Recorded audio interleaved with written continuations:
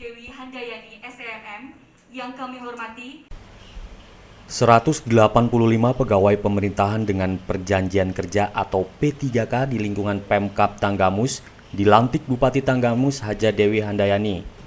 Prosesi pelantikan dan penyerahan surat keputusan atau SK dilakukan secara simbolis di ruang rapat Bupati. Dikarenakan masih dalam situasi pandemik, maka yang dilantik di ruangan hanya 3 orang, sementara lainnya mengikuti melalui virtual aplikasi Zoom. Hadir dalam kegiatan pelantikan penyerahan SK, Asisten Bidang Administrasi Jones Panesa, Kepala Dinas Pendidikan atau Disdik Tanggamus Yadi Mulyadi, dan Kepala Dinas Ketahanan Pangan, Tanaman Pangan, dan Hortikultura Catur Agus Dewanto.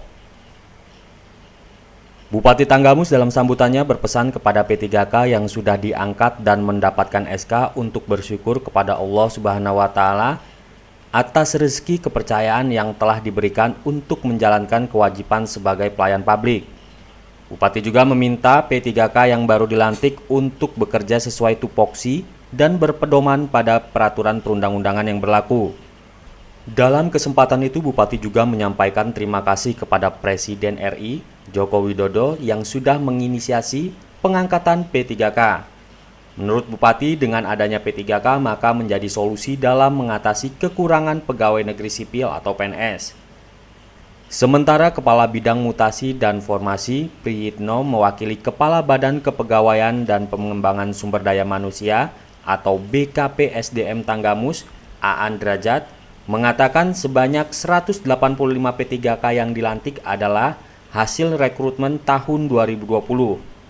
Rinciannya, tenaga guru 108 orang, dan penyuluhan pertanian 77 orang.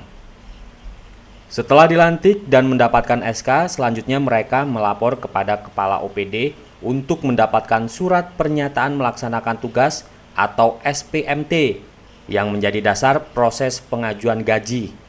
Apabila SMPT tersebut diterima Februari ini, maka mereka pada bulan Maret sudah bisa menerima gaji P3K.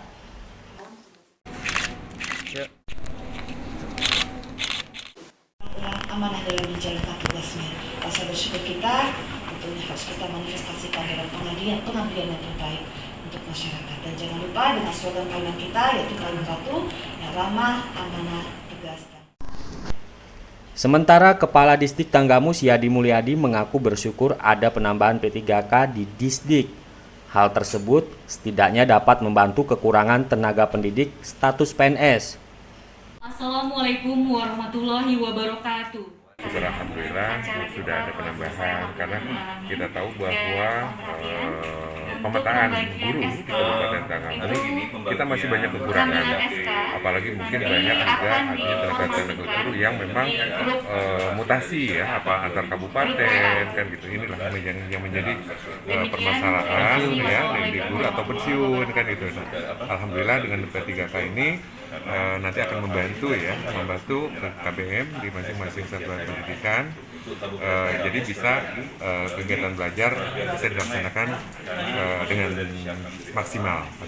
Tapi belum maksimal karena penyerahan SK berapa 3 orang ya yang disapa, mungkin nanti BKD menyerahkan ke kami kan gitu. Jadi informasinya apakah memang nanti dinas yang memang mendistribusikan ke masing-masing sekolah. Tapi tadi ditanya bahwa